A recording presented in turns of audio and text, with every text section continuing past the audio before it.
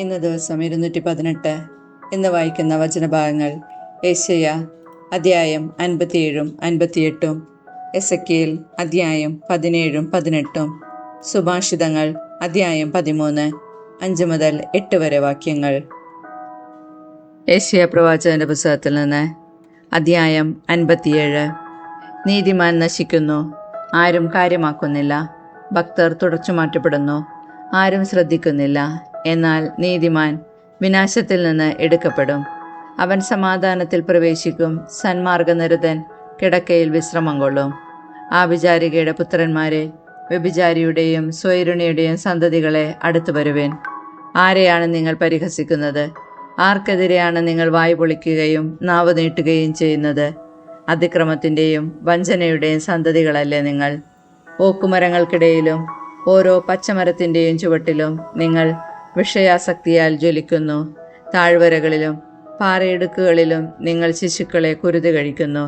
താഴ്വരകളിലെ മിനുസമുള്ള കല്ലുകൾക്കിടയിലാണ് നിന്റെ അവകാശം. അവ തന്നെയാണ് നിന്റെ ഓഹരി. അവയ്ക്ക് നീ ദ്രാവക നൈവേദ്യമൊഴുക്കി ധാന്യബലിയർപ്പിച്ചു. ഇവ കണ്ട് ഞാൻ അടങ്ങണമെന്നോ? ഉയർന്ന സിംഹത്തിൽ നീ ശയ്യ ഒരുക്കി നീ അവിടെ ബലിയർപ്പിക്കാൻ പോയി. വാതിലിനും വാതിൽപ്പടിക്കും പിന്നിൽ നീ അടയാളങ്ങൾ സ്ഥാപിച്ചു. എന്നെ ഉപേക്ഷിച്ച് നീ വസ്ത്രമൊരിഞ്ഞ് വിസ്തൃത ശയ്യ ഒരുക്കി അതിൽ കിടന്നു. നീ സഹശയനത്തിന് ആഗ്രഹിക്കുന്നവരുമായി വിലപേശി നീ അവരുടെ നഗ്നത കണ്ടു.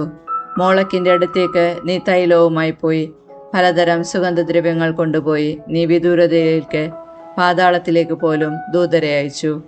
വഴി നടന്ന് നീ തളർന്നു, എങ്കിലും പ്രതീക്ഷയ്ക്ക് വകയില്ലെന്ന് നീ പറഞ്ഞില്ല. ശക്തി വീണ്ടെടുത്തതിനാൽ നീ തളർന്നു വീണില്ല. ആരെ പേടിച്ചാണ് നീ കള്ളം പറഞ്ഞത്? എന്നെ ഓർക്കുകയോ എന്നെപ്പറ്റി ചിന്തിക്കുകയോ ചെയ്യാത്തത് എന്തുകൊണ്ട്? ദീർഘനാൾ ഞാൻ നിശബ്ദനായിരുന്നത് കൊണ്ടാണോ നീ എന്നെ ഭയപ്പെടാത്തത്? ഞാൻ നിന്റെ നീതിയും ചെയ്തികളും വെളിപ്പെടുത്താം, പക്ഷേ അവ നിനക്ക് അനുകൂലമാവുകയില്ല. നീ ശേഖരിച്ച വിഗ്രഹങ്ങൾ നിലവിളി കേട്ട് എന്നെ രക്ഷിക്കട്ടെ. കാറ്റ് അവയെ പറത്തിക്കളയും.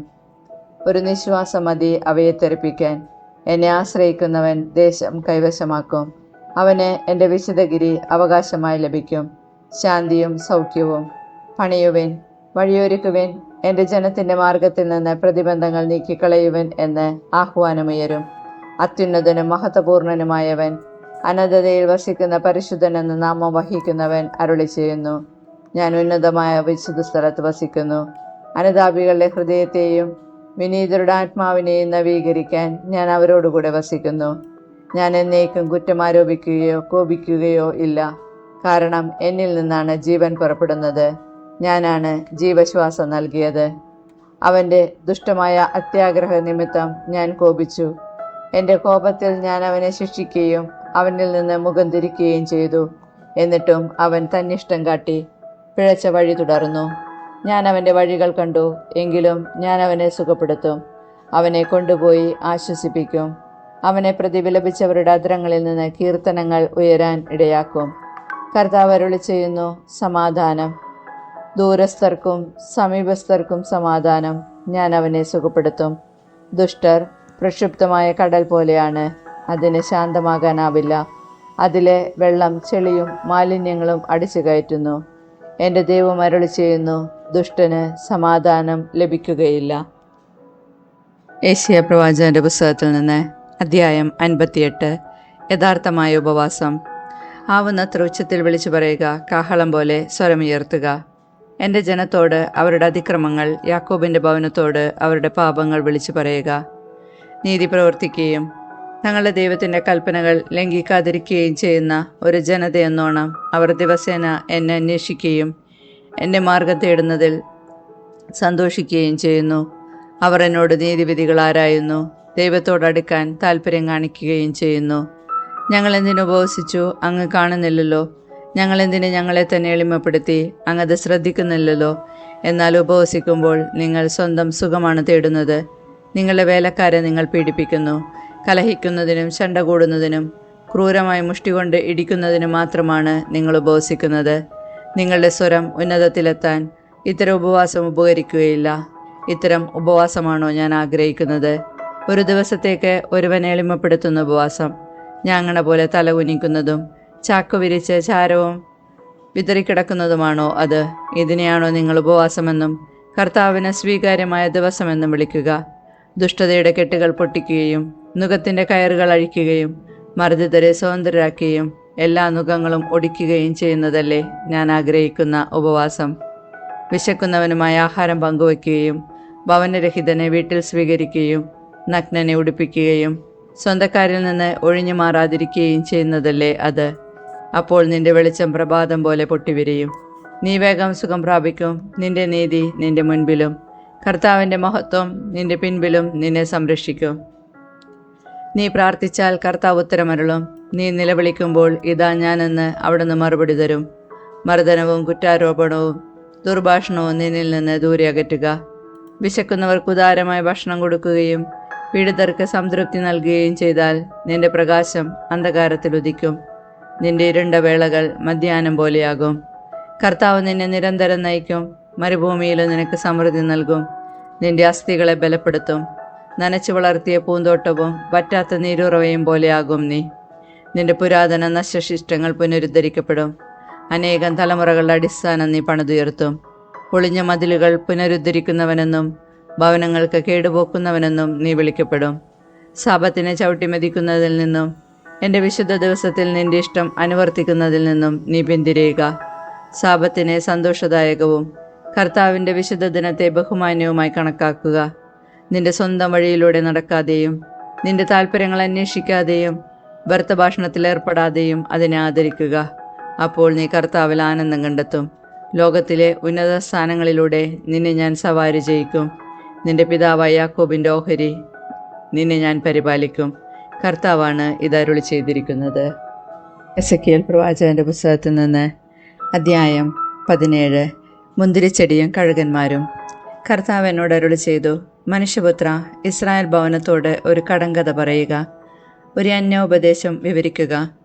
നീ പറയുക, ദൈവമായ കർത്താവ് അരുളി ചെയ്യുന്നു, വലിയ ചിറകുകളും നീണ്ടതും നിറപ്പകിട്ടുള്ളതുമായ ധാരാളം തൂവലുകളുമുള്ള ഒരു വലിയ കഴുകൻ ലെബനോനിൽ വന്ന് ഒരു ദേവദാരുവിൻ്റെ അഗ്രഭാഗം കുത്തിയെടുത്തു.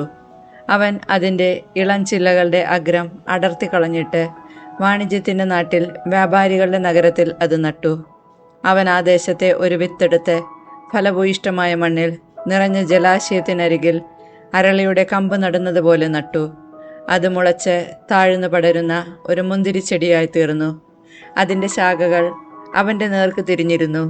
വേരുകൾ അടിയിലേക്കിറങ്ങി അത് മുന്തിരിച്ചെടിയായി വളർന്ന് ശാഖകൾ വീശി ഇലകൾ നിറഞ്ഞു. വലിയ ചിറകുകളും ധാരാളം തൂവലുകളുമുള്ള മറ്റൊരു കഴുകനുമുണ്ടായിരുന്നു. തന്നെ അവൻ നനയ്ക്കുമെന്ന് കരുതി മുന്തിരിച്ചെടി അവൻ്റെ നേരെ ശാഖകൾ നീട്ടുകയും വേരുകൾ അവൻ്റെ നേരെ തിരിച്ചുവിടുകയും ചെയ്തു. ശാഖകൾ വീശി ഫലമണിഞ്ഞ് ഒരു നല്ല മുന്തിരിച്ചെടിയായി തീരാൻ വേണ്ടി അവൻ അതിനെ നിറഞ്ഞ ജലാശയത്തിനരികിൽ ഫലഭൂയിഷ്ടമായ മണ്ണിൽ പറിച്ചു നട്ടു. ദൈവമായ കർത്താവ് അരുളി ചെയ്യുന്നുവെന്ന് പറയുക, അത് തഴച്ചു വളരുമോ? അവൻ അതിൻ്റെ വേരുകൾ പറിച്ചെടുക്കുകയും ശാഖകൾ വെട്ടിമാറ്റുകയും ചെയ്യുകയില്ലേ? അതിൻ്റെ തളിർപ്പുകൾ കരിഞ്ഞു പോവുകയില്ലേ? അത് പിഴുതെടുക്കാൻ വലിയ ശക്തിയോ ഏറെ ആളുകളോ ആവശ്യമില്ല. പറിച്ചു നട്ടാൽ അത് തഴച്ചു വളരുമോ? കിഴക്കൻ കാറ്റടിക്കുമ്പോൾ അത് നിശേഷം നശിച്ചു പോവുകയില്ലേ? വളരുന്ന തടത്തിൽ തന്നെ നിന്ന് അത് കരിഞ്ഞു പോവുകയില്ലേ? കർത്താവ് എന്നോട് അരുളി ചെയ്തു, ധിക്കാരികളുടെ ഭവനത്തോട് പറയുക, ഇതിൻ്റെ അർത്ഥമെന്തെന്ന് നിങ്ങൾക്കറിഞ്ഞുകൂടെ? അവരോട് പറയുക, ബാബിലോൺ രാജാവ് ജെറുസലേമിൽ വന്ന് അവളുടെ രാജാവിനെയും പ്രഭുക്കന്മാരെയും പിടിച്ച് ബാബിലോണിലേക്ക് കൊണ്ടുപോയി. അവൻ രാജകുമാരന്മാരിൽ ഒരുവനെ തിരഞ്ഞെടുത്ത് അവനുമായി ഒരു ഉടമ്പടി ഉണ്ടാക്കുകയും അവനെക്കൊണ്ട് സത്യം ചെയ്യിക്കുകയും ചെയ്തു. സ്വയം ഉയരാനാവാത്ത വിധം രാജ്യം ദുർബലമാകാനും അവൻ്റെ ഉടമ്പടി പാലിച്ചുകൊണ്ട് മാത്രം നിലനിൽക്കാനുമായി അവൻ അവിടുത്തെ പ്രബലന്മാരെ പിടിച്ചുകൊണ്ടുപോയിരുന്നു. എന്നാൽ അവൻ കുതിരകളെയും വലിയ ഒരു സൈന്യത്തെയും ആവശ്യപ്പെട്ടുകൊണ്ട് ഈജിപ്തിലേക്ക് സ്ഥാനപതികളെ അയച്ച് അവനെ ധിക്കരിച്ചു. അവൻ വിജയിക്കുമോ? ഇങ്ങനെ പ്രവർത്തിക്കുന്ന ഒരുവന് രക്ഷപ്പെടാനാകുമോ? അവന് ഉടമ്പടി ലംഘിച്ചിട്ട് രക്ഷപ്പെടാൻ കഴിയുമോ? ദൈവമായ കർത്താവ് അരുളി ചെയ്യുന്നു, ഞാനാണ്. ആര് അവനെ രാജാവാക്കിയോ? ആരോടുള്ള പ്രതിജ്ഞ അവൻ അവഹേളിച്ചുവോ? ആരുടെ ഉടമ്പടി അവൻ ലംഘിച്ചുവോ ആ രാജാവ് വസിക്കുന്ന ബാബിലോണിൽ വെച്ച് തന്നെ അവൻ മരിക്കും. വളരെ പേരെ നശിപ്പിക്കാൻ കോട്ടകെട്ടി ഉപരോധം ഏർപ്പെടുത്തുമ്പോൾ ഫറവോയുടെ ശക്തമായ സൈന്യവും സന്നാഹങ്ങളും അവനെ യുദ്ധത്തിൽ സഹായിക്കുകയില്ല. എന്തെന്നാൽ രാജകുമാരൻ പ്രതിജ്ഞ അവഗണിച്ച് ഉടമ്പടി ലംഘിച്ചു.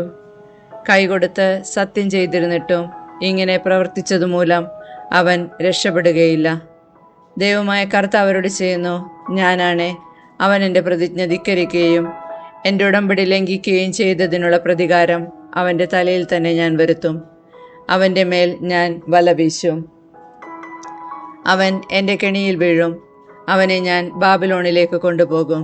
അവൻ എനിക്കെതിരെ ചെയ്ത അതിക്രമത്തിന് ഞാൻ അവിടെ വച്ച് അവനെ വിധിക്കും. അവൻ്റെ സൈന്യത്തിലെ വീരന്മാർ വാളിനിരയാകും. ശേഷിക്കുന്നവർ നാനാദിക്കിലേക്കും ചിതറിക്കപ്പെടും. കർത്താവായ ഞാനാണ് സംസാരിച്ചതെന്ന് നിങ്ങളപ്പോൾ അറിയും. ദൈവമായ കർത്താവ് അരുളി ചെയ്യുന്നു, ഉയരമുള്ള ദേവദാരുവിൻ്റെ മുകളിൽ നിന്ന് ഒരു കൊമ്പെടുത്ത് ഞാൻ നടും. അതിൻ്റെ ഇളഞ്ചില്ലകളിൽ ഏറ്റവും മുകളിലുള്ളതെടുത്ത് ഉന്നതമായ പർവ്വതശൃംഗത്തിൽ നട്ടുപിടിപ്പിക്കും. ഇസ്രായേലിലെ പർവ്വത ശൃംഗത്തിൽ തന്നെ ഞാനത് നടും. അത് ശാഖകൾ വീശി ഫലങ്ങൾ പുറപ്പെടുവിക്കുകയും ഒരു വലിയ ദേവദാരുവായി തീരുകയും ചെയ്യും. എല്ലാത്തരം മൃഗങ്ങളും അതിൻ്റെ കീഴിൽ വസിക്കും. അതിൻ്റെ കൊമ്പുകളുടെ തണലിൽ പറവകൾ കൂടുകെട്ടും. കർത്താവായ ഞാൻ താഴ്ന്ന മരത്തെ ഉയർത്തുകയും ഉയർന്നതിനെ താഴ്ത്തുകയും പച്ചമരത്തെ ഉണക്കുകയും ഉണക്കമരത്തെ തളിർപ്പിക്കുകയും ചെയ്യുന്നുവെന്ന് വയലിലെ വൃക്ഷങ്ങളെല്ലാം അപ്പോൾ അറിയും. കർത്താവായ ഞാനാണ് ഇത് പറയുന്നത്. ഞാനത് നിറവേറ്റുകയും ചെയ്യും. എസെക്കിയേൽ പ്രവാചകന്റെ പുസ്തകത്തിൽ നിന്ന് അധ്യായം 18. വ്യക്തിപരമായ ഉത്തരവാദിത്വം.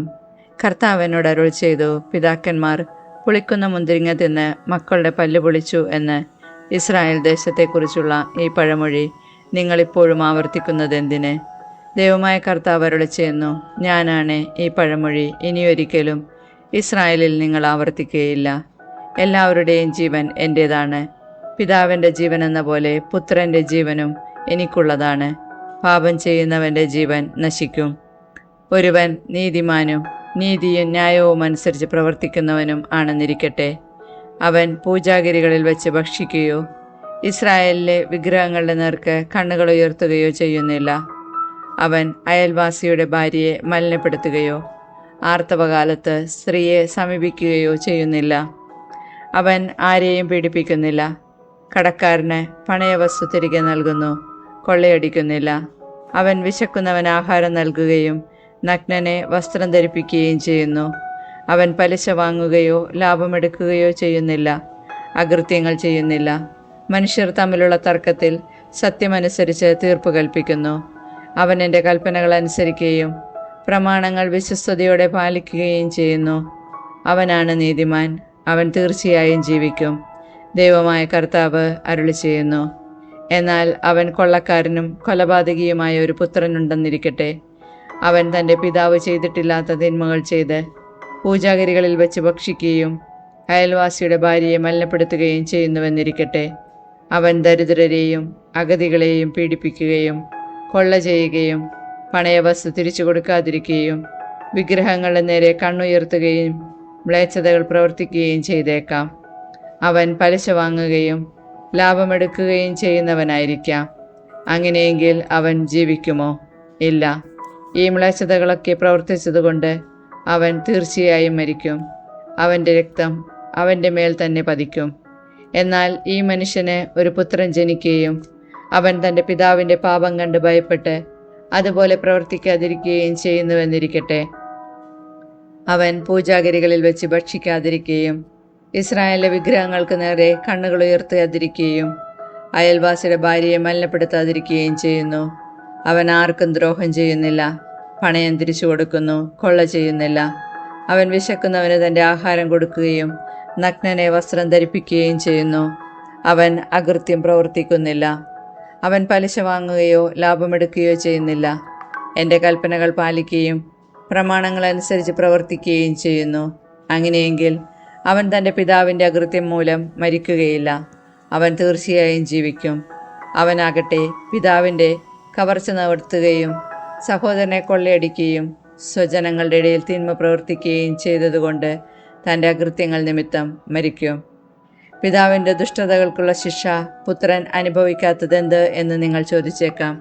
പുത്രൻ നിയമാനുസൃതവും ന്യായപ്രകാരവും വർത്തിക്കുകയും എൻ്റെ കൽപ്പനകൾ അനുസരിക്കുന്നതിൽ ശ്രദ്ധ വയ്ക്കുകയും ചെയ്താൽ അവൻ തീർച്ചയായും ജീവിക്കും.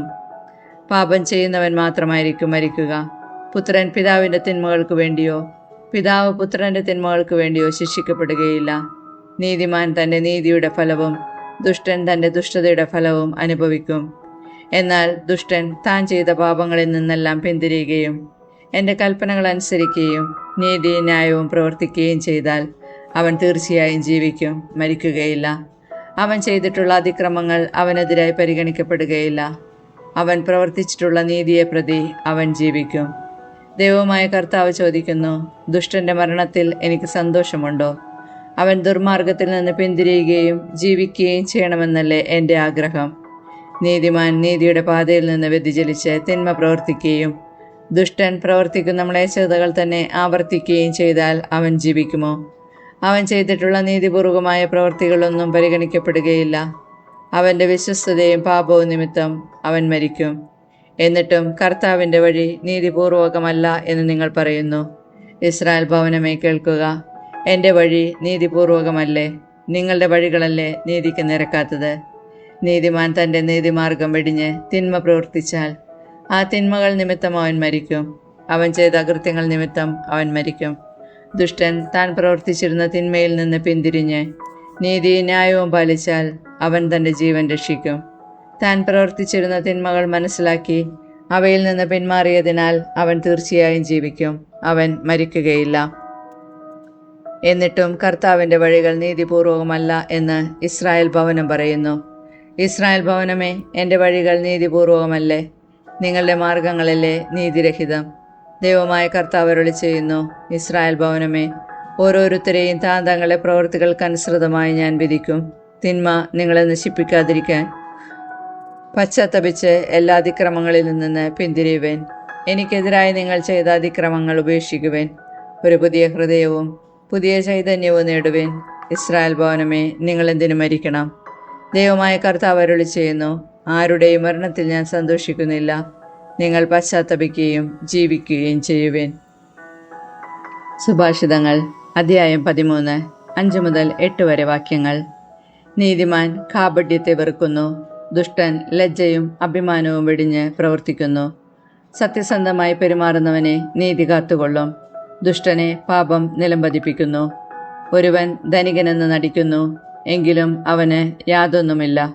അപരൻ ദരിദ്രനെന്ന് നടിക്കുന്നു, എങ്കിലും അവന് ധാരാളം സമ്പത്തുണ്ട്. ജീവൻ വീണ്ടെടുക്കാനുള്ള മോചനദ്രവ്യമാണ് മനുഷ്യന് സമ്പത്ത്, എന്നാൽ ദരിദ്രന് മോചനത്തിന് മാർഗമില്ല.